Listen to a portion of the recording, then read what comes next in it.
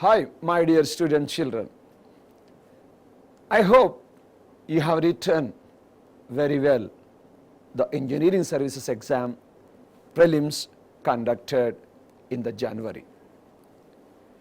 But just qualifying in the prelims is not sufficient alone. How many marks you secure in the mains exam will decide your final selection. The preparation for prelims, what you have done, the preparation for mains, what you are doing right now, there is some difference, as you all are aware. Prelims requires extensive, wide knowledge of all the subjects, whereas the mains, no doubt you should have every concept, but there are certain specific topics on which one has to focus. I can say selective preparation to extensive preparation depending upon the availability of time. So in order to score more, you need to have skills of writing. You need to have skills of presentation. You need to have effective time managing skills. You need to have a strategy to cover the syllabus effectively. You need to have a cool and balanced state of mind till the date of the mains exam. You may be an average student. You may be an above average student. You may be a college going student. You may be a passed out or repeated student. You may be from any institution. Forget about all these backgrounds. If you are focused with a strategy, definitely you are going to get the maximum possible score. In my opinion, with my experience of getting a rank in IES 1989 and with the experience what I shared with my student children, mains in fact are relatively easy compared to prelims exam. But you know, up to 2016, the weightage for mains, the long answer, conventional subjective questions was 400 marks out of total 1000 marks written. That is only 40%. From ESE 2017 onwards, the weightage for mains is 600 out of 1100 marks. Means the weightage is roughly 55%. So naturally, you have to be very strategic in preparing for this mains exam. So every mark what you score is going to decide not only the selection but also your dream department in the government of India. You know, just qualifying in the mains is also not sufficient. You have to assume you may get least possible marks in the stage 3 that is written. Then you have to score much more, maximum possible more marks in the mains exam. So keeping these things in perspective, I have discussed with my colleagues who are senior faculty members, subject experts, toppers in the ESE exam, and I am coming up with certain points so that they may be useful to secure the best rank in the coming mains exam. That is the personal interview. Hence, my sincere advice is to target for maximum marks possible in the mains exam. Now, I want to go back to the pattern. See, most of you know.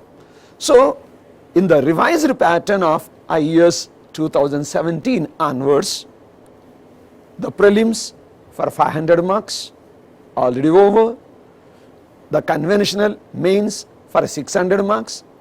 Of these 600, you know there are 2 papers, each paper for 300 marks, 3 hours duration. The syllabus for mains is nothing but whatever the technical subjects are covered in the prelims. So, altogether the prelims and mains together will have 1100 marks. Now, what are the key factors for success in the case of mains exam? The number one is a student should have clear-cut goal.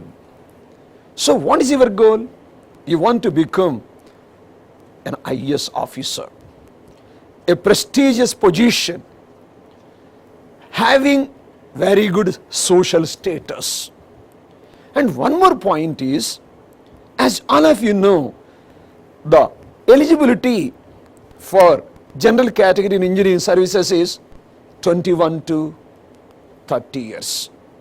If you can crack early in the very first attempt, say 21 or 22 years, you will have maximum growth in the department. You may reach to the topmost position. So, have a clear-cut goal that you have to crack in this very first attempt with the best possible rank, so that you can reach the topmost position of the department. So, number 2 is strategic planning. See, hardly 3 months left over, let us assume. So, how much time is required for covering the entire syllabus or selected syllabus from the conventional perspective? How much time is required? So, in my opinion, for the first round, 2 months are sufficient. The last 1 month you have to spend for revision, re-revision, mock tests, etc. That is what is a strategic planning. So, what you have to do, we will discuss. Then it is effective execution. You have planned what to read, how to read. See, planning alone will not give the success. Whatever you have planned must be executed effectively.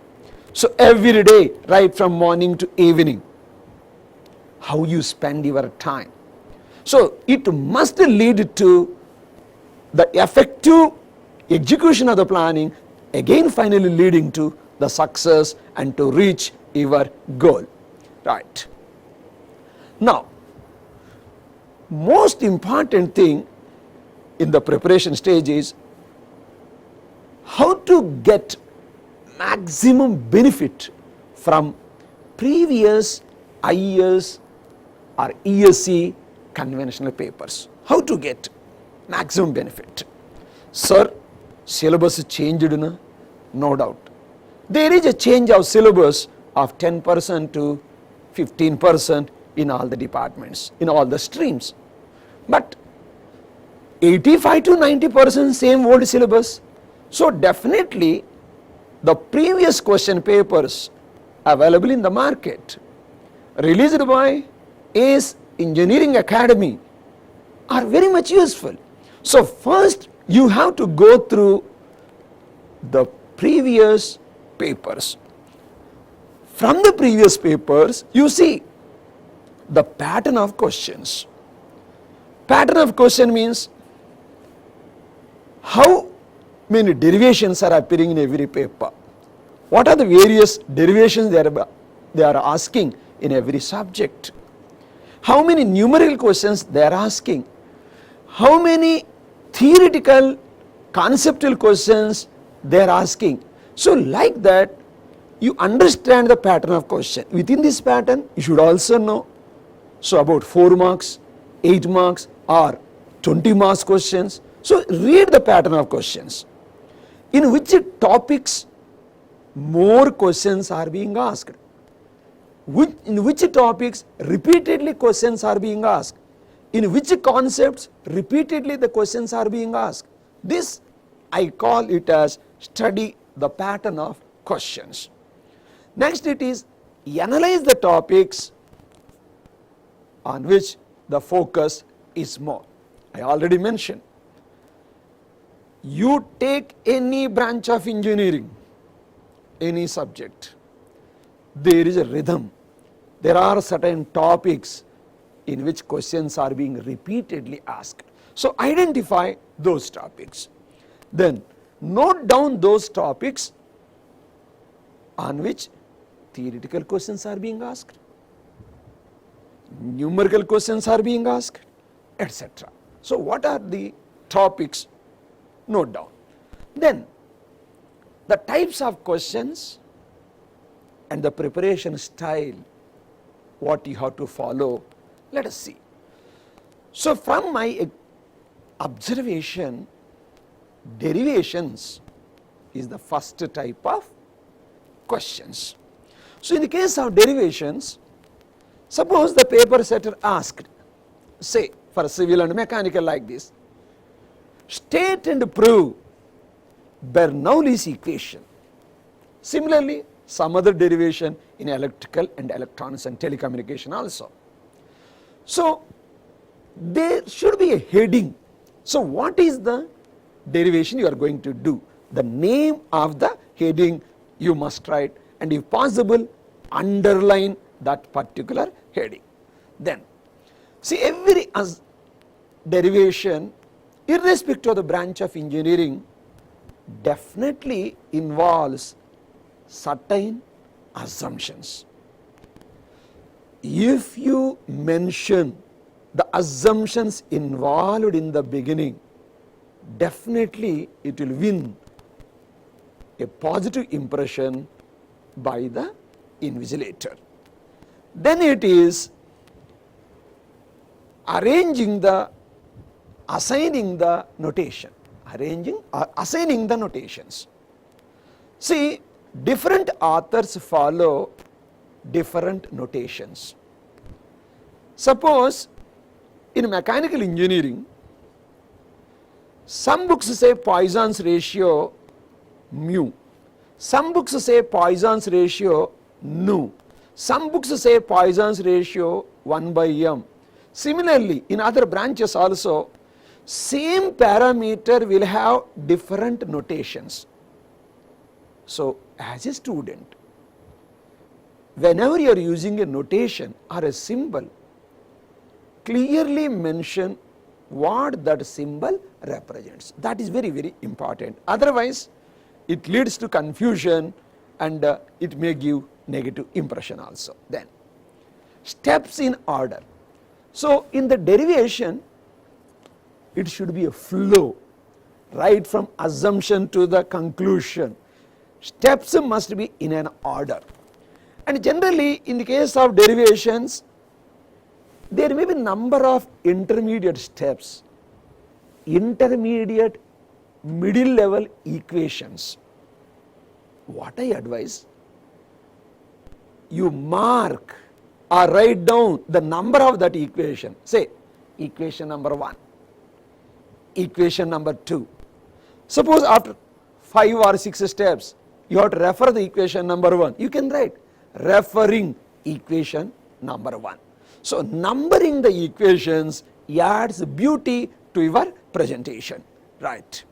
Highlight the answer. Suppose you have derived finally, say Bernoulli's equation, write the equation P by gamma plus V square by 2Z plus Z is equal to constant, or some other equation in electrical and electronics engineering. I recommend you to keep that in a box. I call this as highlighting. So if you highlight the answer, it will attract the invigilator immediately and you are likely to get the maximum possible marks. So this is the way in which you have to present the derivations. Lastly, in the derivations, I recommend you to write a note or conclusion if possible. So what it is? See, a particular derivation or concept of the derivation may have certain practical applications. Suppose in the case of Bernoulli's equation or energy equation, it is useful in the design of venturimeter, pitot tube, etc. Similarly, in other departments also a particular derivation may be useful in the design of energy meters, etc. So if you write those applications as a note, definitely it will win the heart of the invigilator. Next, let us see what it is the theoretical question and how to present the theoretical question in the exam hall. So as usual, a heading must be there, means the question has certain heading, mention that heading as usual, underline it. If it is a definition, you write clearly definition. Then I advise to write the theoretical questions point wise or para wise. That adds beauty to the answer. Then it is use statistical values. Use statistical values. See, suppose a paper setter may ask a question, say related to civil engineering. What are the characteristics of first quality bricks? So students may write, a first class brick should have higher strength, higher fire resistance, like that. But what I say, instead of just giving a qualitative approach to the values, you better give the quantitative approach also. Means it can take a strength of so many kilonewton per meter square. It can resist the temperature up to so and so degree centigrade. So likewise, for any theoretical question, whenever there is a qualitative analysis, I advise you to give the quantitative analysis also. That is what I am saying, statistical values. Use figures and graphs. See, some theoretical questions may require figures. So then draw the figure. Of course, while drawing the figure, you need not take scale, using pencil, using multicolor, because time is very precious. You can draw neat sketches without using all these tools, because time is very, very important. So draw relevant figures or graphs, but never forget to write underneath, below the figure, what is that figure. Suppose you want to say that the block diagram of a circuit or whatever it may be. So you have to mention the name of the diagram or figure. Then tables. Sometimes the paper setter may say, differentiate between two different methods. Say any concept may have two methods, method 1, method 2. What are the differences? What are the advantages and disadvantages of those methods? In such a case, you better use tabular forms and give those conceptual points. Then it is as usual the note or conclusion or your final judgment. So I have seen some civil services question papers recently. Sir, why you are referring civil services? If you observe the prelims questions and the style, it is almost similar to civil services prelims. I am expecting engineering services mains may also be in line with the civil services exam. So in the case of civil service exams, they are asking after a particular theory question, comment on the above result. What is your opinion, judgment, etc. They are using the words your judgment, justify, opinion, etc. So at the end of these theoretical questions, if you can write those comments in a constructive way, definitely they are going to fetch more marks to you. Now the third type of questions relates with the numerical conventional problems. So the numerical conventional problems may be 4 marks, 8 marks, 10 marks, 12 marks, 15, 20 or 30 marks, maybe anything. Because this year the conventional paper, each paper is of 300 marks. See, with respect to 4 marks or 8 marks, what I feel, in the gate paper there may be certain 2 marks questions which are little bit lengthy. They may appear as the 4 marks or 8 marks conventional questions in the engineering services mains. Anyway, the general format, advised format is, first write down the given data. What is given? If in a particular problem, say it's a design problem, you can draw the diagram neatly, label all its parts, you can show the dimensions in the diagram itself. Sometimes in the diagram itself we can show all the given data. Okay, so given data is over. In some of the papers, some of the questions, certain assumptions are to be made. To solve that problem, certain assumptions are to be made. So you have to write as usual the assumptions made. Certain values, certain parameters will have a values, standard values, the paper setter will not give the values. Say acceleration due to gravity, z, generally 9.81 meter per second square. Or if you want to assume g is equal to 10 meter per second square, you can assume, but write down clearly the following values are assumed. They may expect you to know the Young's modulus of a material. They may expect you to know the Planck's constant, permittivity or permeability values of various materials. In case in the instructions first page the paper setter has not given these standard values, you have to assume, but clearly mention the assumptions, the assumed values. Right? Then use, as I told you, figures, diagrams, circuit diagrams or block diagrams depending upon the requirement.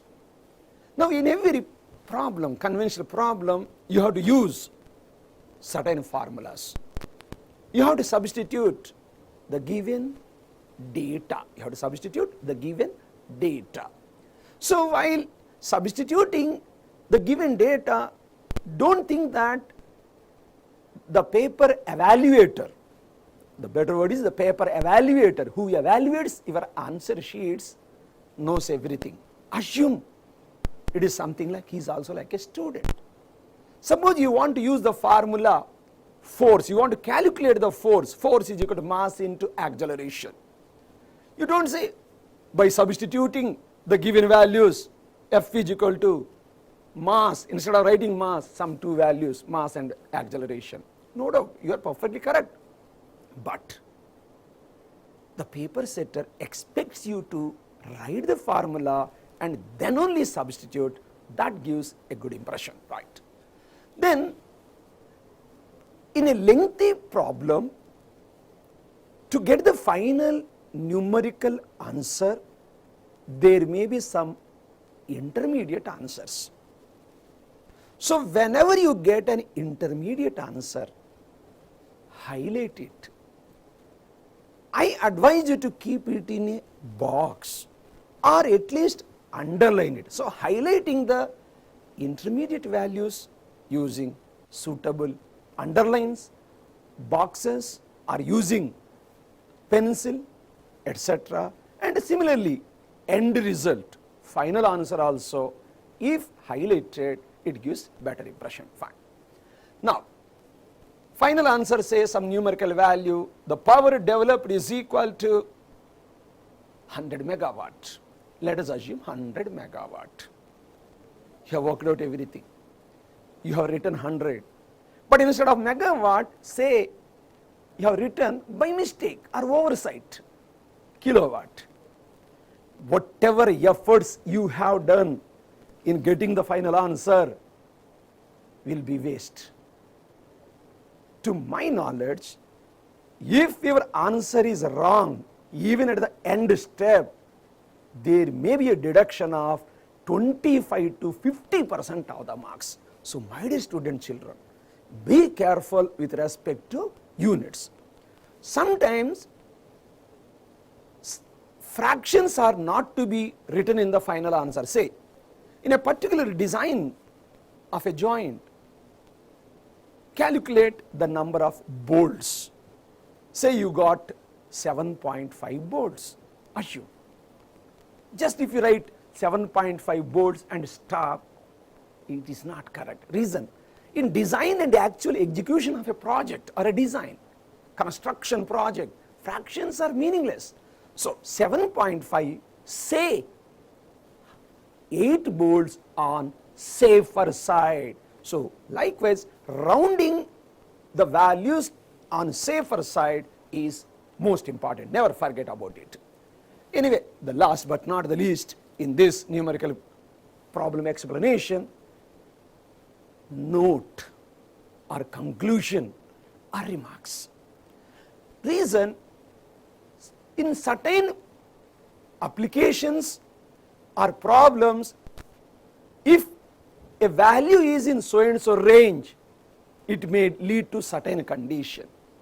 If the value is in some other range, it may lead to some other condition. So you got a value in a particular range. Then if you say this range of value indicates so and so condition. Similarly, if you can write if the value is so and so other range, if the value is so and so range other condition, just as a note or remarks column, it is likely to give the best score or best impression in front of the evaluator. Okay, right. Now let us see what study material I have to choose. All of you know a well beginning is half done. Well beginning is half done. Choosing appropriate study material is half the preparation. Appropriate study material relevant to the syllabus given by the UPSC. So you have to understand the syllabus by heart, H-E-R-T, heart. Understand the syllabus by the heart and choose the appropriate material. So selection of appropriate material is nothing but half of your preparation, right? Now, sir, what books we have to follow? I advise you to follow any one standard textbook. Sir, I want to follow 4 or 5 reference books, sir, even foreign books, international editions. I accept following different reference books, multinationals, foreign author books, give widespread knowledge. But remember, you are not going to publish a thesis to get or to be awarded PhD. How many marks you are going to score?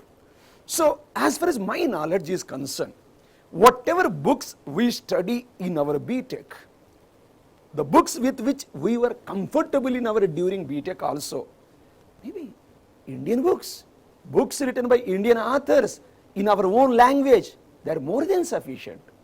You can refer the foreign books also, but in my opinion, this is not the time to choose a book, maybe extraordinary book, but this is not the time, because for us the exam and scoring maximum in the exam is the most important. So only one standard textbook I recommend.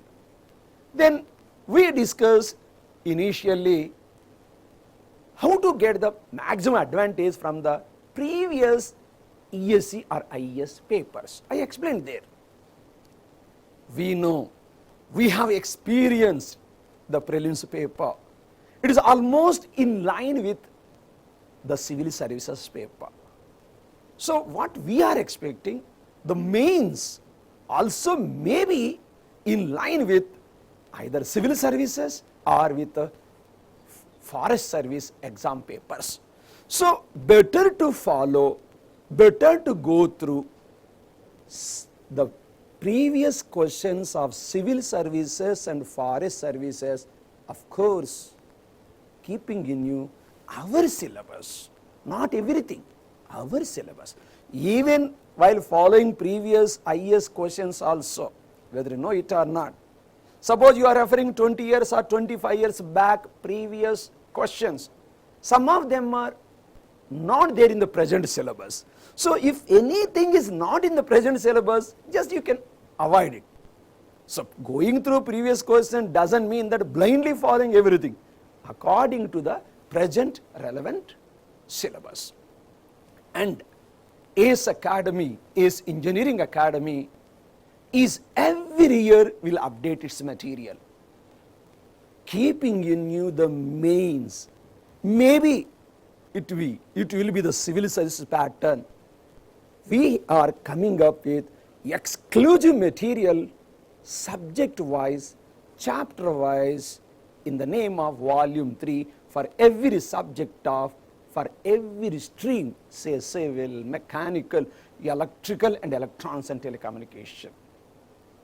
I strongly advise you, follow the previous papers of ESE and the mains, the material which is exclusively written for mains, because it is written by the subject experts after so much of research. So now, good study material.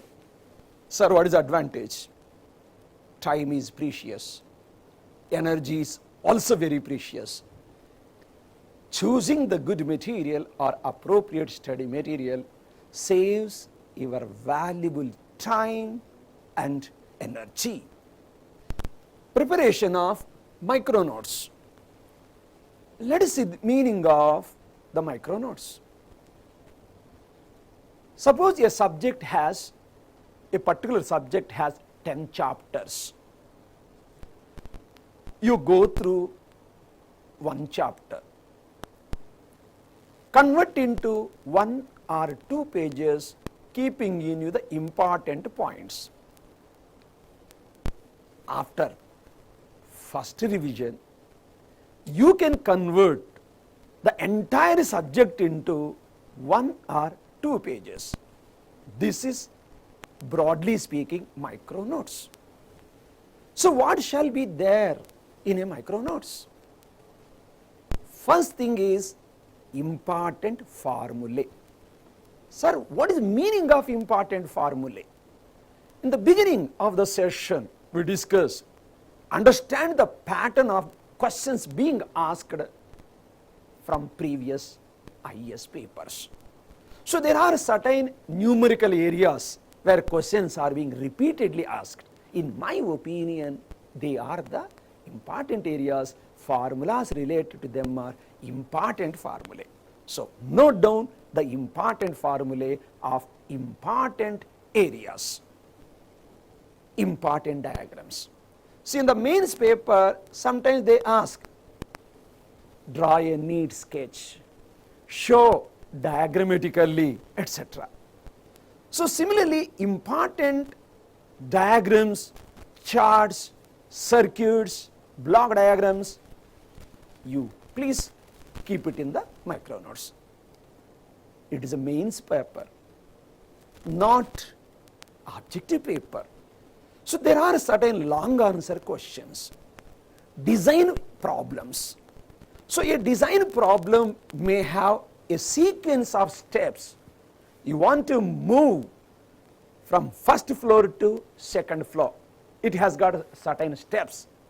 Step after step, we go from first floor to the second floor. Similarly, To answer a long answer conventional question, certain sequence of steps will be there. So important areas will be there. So important problems will be there. For them, what is the sequence of steps? You can write down the sequence of steps for these areas. Okay, sir, what is the advantage? So in my opinion, micro notes is useful for number of revisions, periodical revisions. Some students say reading. Micro notes is useful for a quick last minute revision, just one day before the exam. Yes, you can revise the entire thing if you have the micro notes. Micro notes is comfortable to carry in journey or wherever you move, wherever you go. Generally we prepare micro notes on white papers. There is a chance that these papers may be damaged or you may misplace somewhere.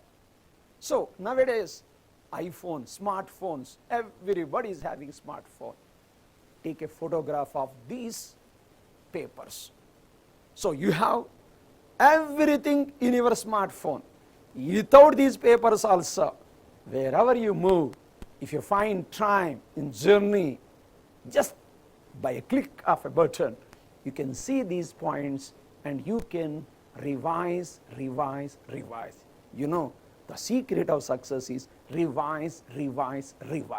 This revision is better done using micro notes, particularly in the last 1 week. Time management in the or during the exam. Each paper 300 marks, 3 hours. 3 hours means 180 minutes. But I advise you to consider only 150 minutes. 300 marks, 150 minutes. What, sir? What will happen to the rest of the half an hour or 30 minutes?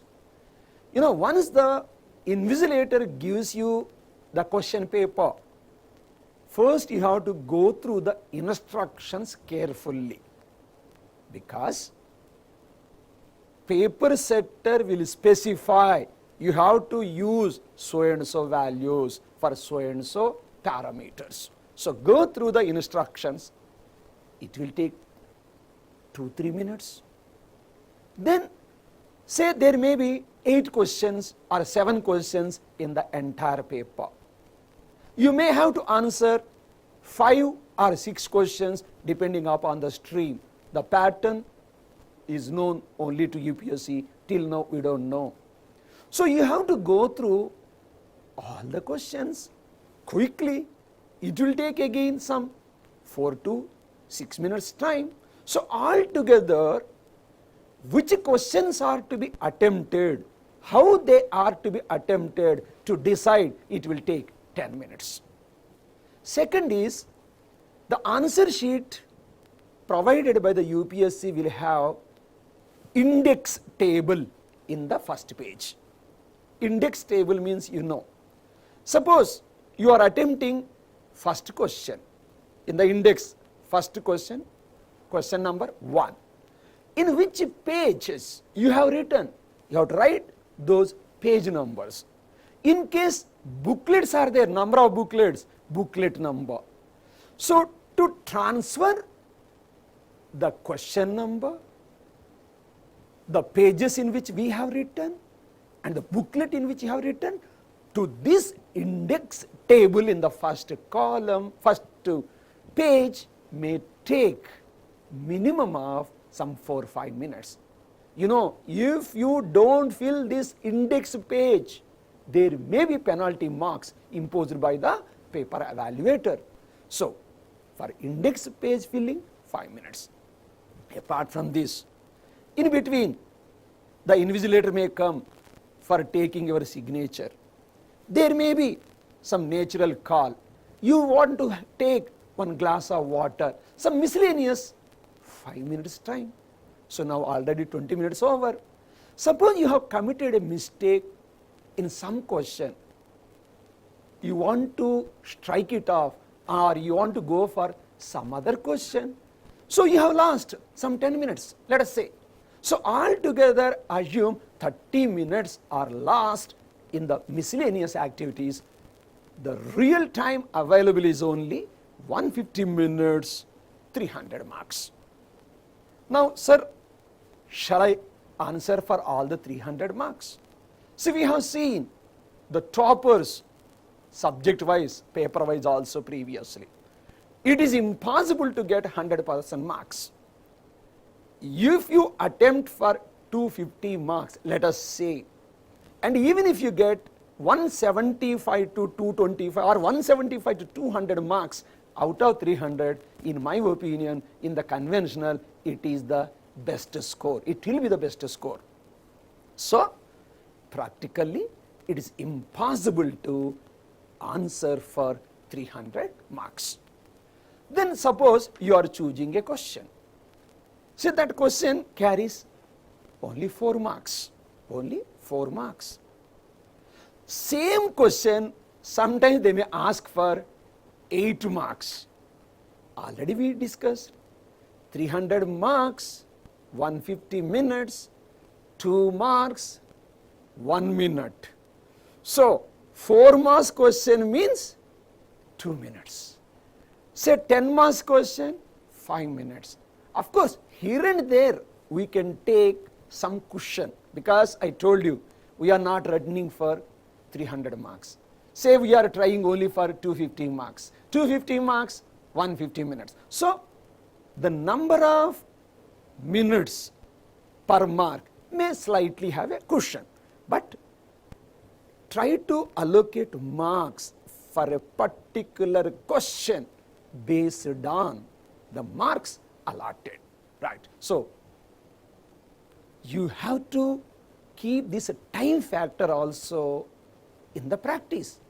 You visualize while practicing 4 marks question, if it is, how much I have to write, 10 marks question, how I have to write. So practice also keeping the time factor.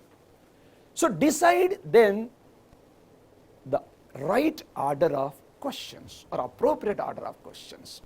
So how do you choose the appropriate order? Love at first sight. First impression is the best impression. So you have taken almost 10 minutes of time to understand the questions given, to plan the questions. First you start or write or attempt those questions which are easy, which are comfortable to you, and in which you are very, very confident. So in order to have this type of time management, you can practice at home also. But in an exam hall, mock exam hall, where number of competitors are there, a fixed time frame is there, similar to exam conditions are available. If you take mock exams seriously, this practice or time managerial skills you can develop. So ESE Engineering Academy will conduct the mock exams to give you the enough practice. So monitoring of time, not only in the exam hall, even during preparation also, means what I say, not every minute looking into the watch, not every minute. Say some half an hour. After half an hour, you can see where I stand. So monitoring time during preparation and in the exam hall is very, very important. Planning and scheduling of preparation program. So you have seen the previous papers. Based on that, prioritize the order of subjects in each paper based on weightage. Of course, these weightages are varying from year to year, but broadly we can say some of the subjects are very, very important in a particular paper. So prioritize the order of subjects in each paper.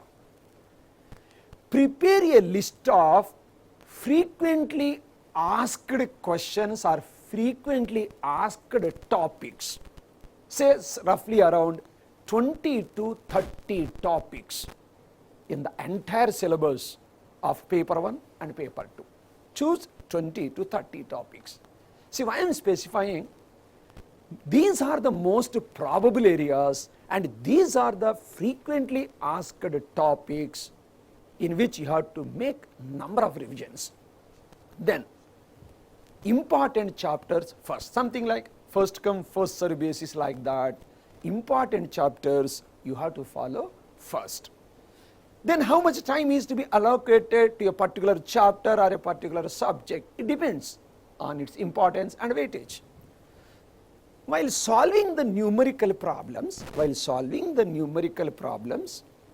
use calculator. Calculator also with which you are acquainted, with which you have sufficient practice. Suppose you are trying to answer a question, say for 20 marks. 20 marks means, I already discussed 10 minutes. Try to answer that in 10 minutes. So depending upon the marks you are visualizing, practice according to that particular time.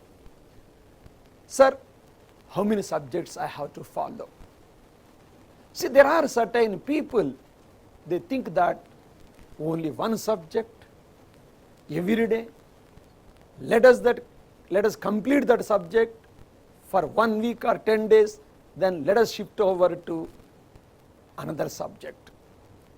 You know, in the engineering services, you should score certain minimum in each and every paper. Paper 1, paper 2 are equally important. So, what I suggest, based on the message of our previous toppers, daily you take up 2 subjects. 1 tough subject, 1 easy subject. So, 1 subject of paper 1, 1 subject of paper 2. 1 is tough, 1 is easy.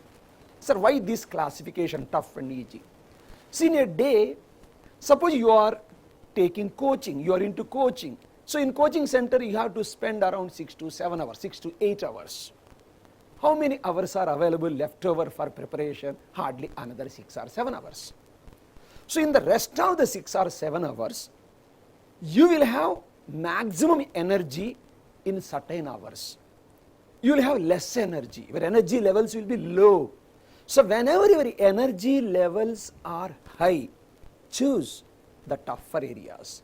Whenever your energy levels are low, follow the easy subjects. So my sincere advice, understand, practice, prepare for both the papers simultaneously so that you will get good marks in both the papers. Right. You have to prepare a timetable to complete the topics before what time, sir? At least 1 month before the main exam. At least 1 month before the mains exam, you have to complete the syllabus you are targeting. Targeting means not 100% syllabus. Suppose you are very weak in some of the topics. Till now you never focused on those topics. You have little bit fear. Aapko dar hai. Leave those topics, because we already discussed. Nobody can score 300 out of 300. If you can score around 200 marks, more than sufficient. So, if some of the topics are very difficult for you, and if you think that you can't, leave them, don't worry. So, prepare a timetable to complete all the topics in which you have planned before 1 month of main exam. Okay, sir. Then what about the last 1 month? See, the last 1 month you must allocate primarily for revision, mock tests, doubt clearing, etc. So, Last 1 month I am repeating, you spend for number of revisions and mock tests, right? Importance of mock exams or model exams. First, it improves time management. Already we discussed time management. 300 marks, but let us assume only 250 marks. You have to answer within 150 minutes. That is the target. So, to have that time management techniques, you can learn by writing mock exams. Identifies the weak areas. See, our subject experts will evaluate your answer sheets. These evaluators will be some professors of various prestigious institutions, senior professors of ESE Engineering Academy, and previous IES toppers. So, you can very easily identify where you are unable to score. So, you can focus, re-revise on those weak areas, and you can improve further. By writing the mock exams, it will improve your presentation skills. Once the presentation skills are improved, you can impress the paper evaluator. Once the paper evaluator is impressed, chances of better score. Boost confidence level. So majority will have a phobia, fear, dar jate. So what happens in the exam hall? You can overcome this fear. I don't say that I don't have fear.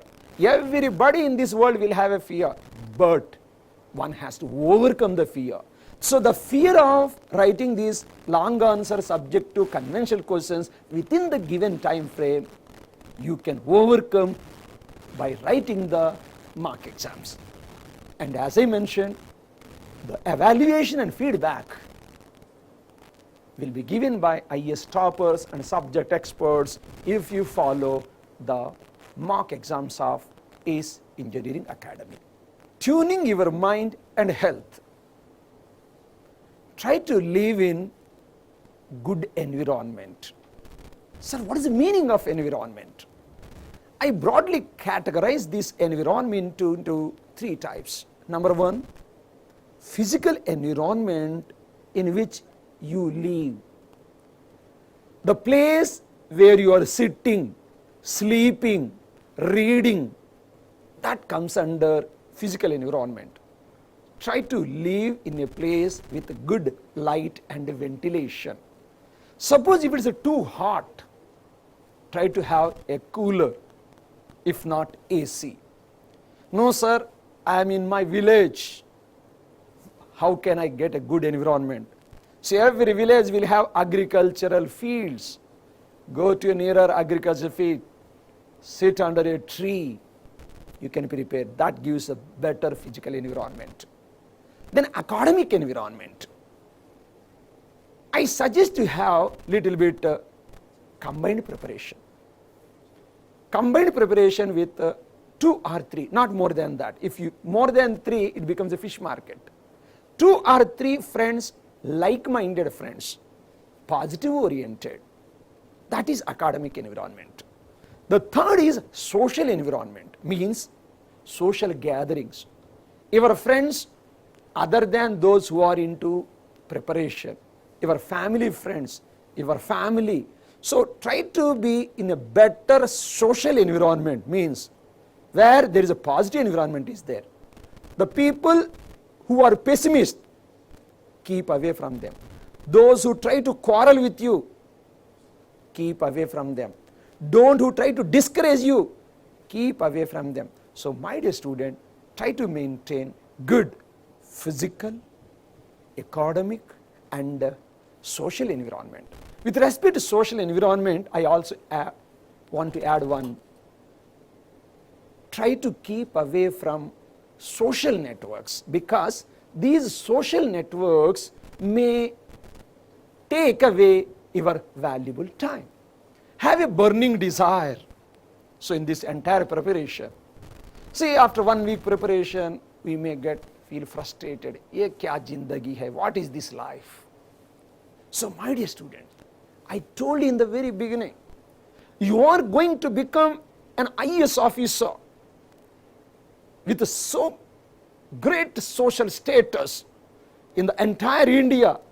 Engineers dream of this particular engineering services job.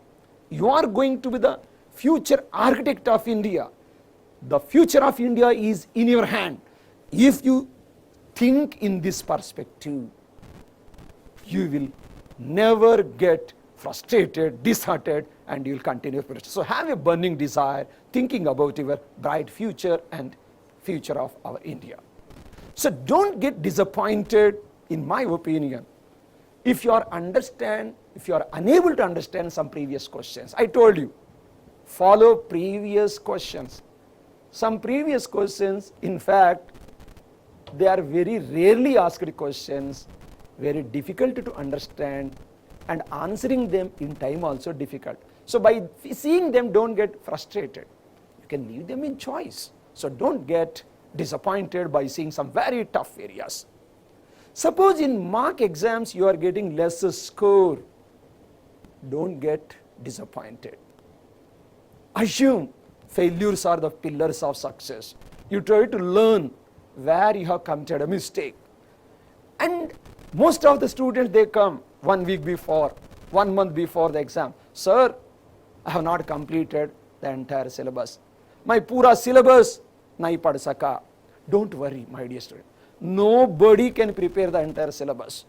Even if you have prepared for 70% syllabus, don't worry, but be perfect in that. Remember, a war never goes waste. Here, I am advising my student children who may not clear prelim exam, but I say, continue your preparation for mains. Suppose you are in a coaching, you attend the classes of these mains, because while preparing for mains, almost every concept will get repeated. Again, this may be useful for next year GATE, next year IAS, and you know, most of the state service commissions in India have prelims and mains. In some states, mains is also conventional type. So this preparation may be useful for your state service commissions also, and it is also useful for civil services exams.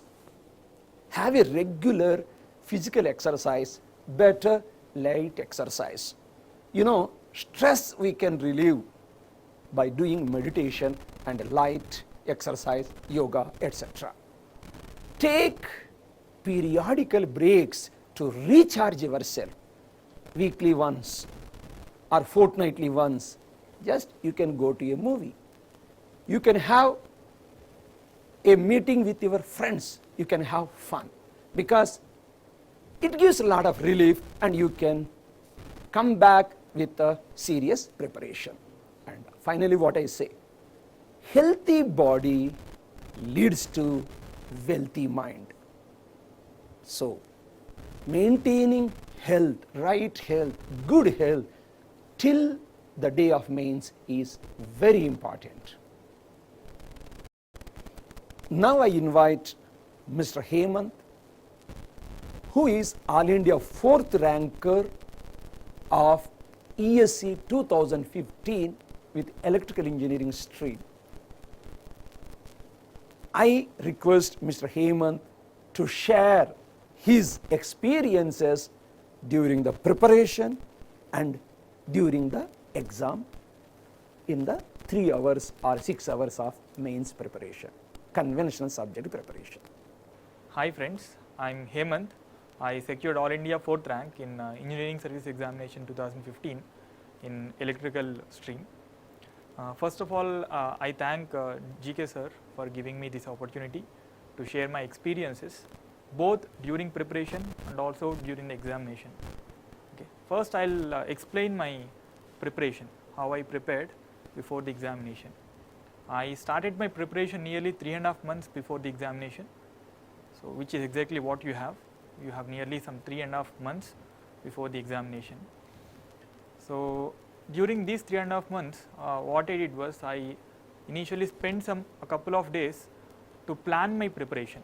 Okay, So initially what I did was I divided my entire duration into 3 slots. So I revised the entire syllabus thrice. Just now sir told that you have to prepare the entire syllabus at least twice. Okay. So I prepared the entire syllabus thrice actually, and I've gone through the previous papers in the initial planning stage itself. I've gone through all the previous questions and also the syllabus, and I jotted down some 25 to 30 topics in the entire syllabus, paper 1 and paper 2 combined, the entire syllabus. I selected a few number of topics in the range of some 25 to 30, and every day the first 1 to 2 hours what I did was I selected some 4 topics or 5 topics out of these 25 to 30 topics, and in the first 1 to 2 hours I prepared them every day. Okay. So in the entire course of nearly 90 to 95 days, I revised these 25 to 30 topics almost 8 to 10 times. Okay. Because of which what happened is I gained mastery in these 25 to 30 topics. Okay. And next, what many people don't do is they do not prepare some of the untapped areas. Okay. There are some of the topics where questions are not so frequently asked. Okay. And these are the questions which will give you edge in the examination. Okay. So at least prepare once or twice, that is you have to select some topics and you have to read all the topics, all these 25 to again least frequently asked topics at least once or twice. Okay. Because these are the topics which will give you edge in the examination. Okay. Next what I did was I prepared 2 topics every day. Okay. One tough topic, one easy topic. Okay. Because let's say if you take 2 tough topics, you lose that enthusiasm to do the problems or to study. If you take 2 tough topics, and if you take 2 easy topics, the seriousness about the exam will come down actually. So one tough topic and one easy topic will maintain your enthusiasm, at the same time will maintain your seriousness. That is very much important. And why I am telling 2 topics, not 3 or 1, okay? Because if you take one topic, there is a possibility that you will be in panic mode after some time, because you will be thinking that I am not covering the entire syllabus fastly, okay, because of which you may go to a panic mode. And if you take 3 areas, it is tough to follow 3 areas or keep a tab on all these 3 subjects. Okay. So an optimum number of subjects per day is 2, according to my opinion and according to many of the other toppers. And while I was preparing, I set the deadlines on the day 1 itself, and I followed all the deadlines. Okay. There is a 1 or 2 days here and there itself, but plus or minus 1 day is there, but overall I managed to complete the entire syllabus 3 times, and that too 10 days before the examination. Okay. In that 10 days I got enough time to read those untapped areas which I told earlier. Okay. Because I was very confident, I completed the entire syllabus thrice, so I got enough time to prepare those untapped areas. Okay. Because this is an examination. In examination it is very much important to have an edge over the others. Okay. Normally people, there are some frequently asked topics, you will be reading those frequently asked topics anyway. Apart from these frequently asked topics, you also have to prepare the untapped areas. I am very much stressing on this untapped areas, because in the examination you will have an edge of almost 20 to 30 marks because of these untapped areas. Okay.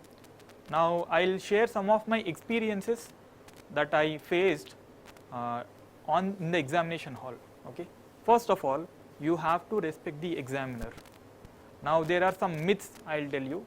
Now one of the myth is that you won't get full marks. Now, many people that I have encountered, they say that in mains or in conventional papers you won't get full marks. I am telling you that is not true.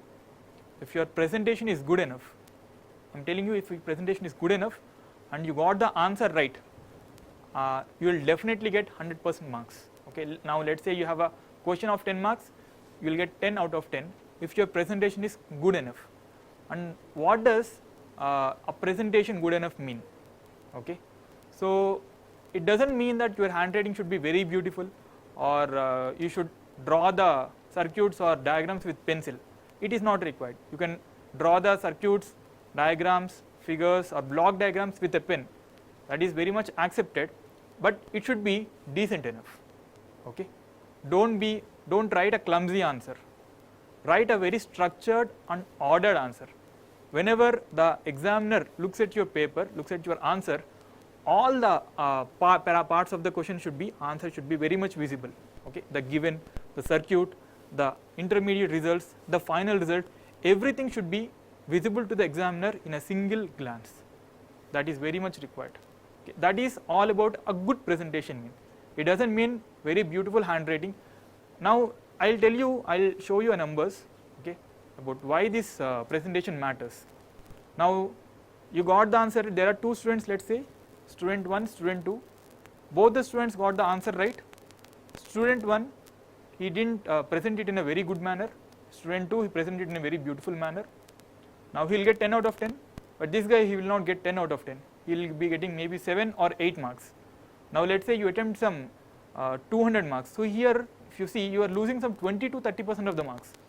Out of a 10 marks question, you will get, instead of 10, you will get 7 or 8 because of bad presentation. It means that you are losing nearly 20 to 30% of the marks. Okay. Now let's say you attempted for nearly 250 marks. 20% of 250 is how much? It's nearly 50 marks. So you will be losing nearly some 40 to 50 marks in each paper because of your poor presentation. Now if you club it, you will be losing nearly 80 marks in both the papers combined because of poor presentation. Now this is also one of the reasons why many people come to me and say that I attempted the whole paper, I attempted for 250 marks, but still I couldn't score.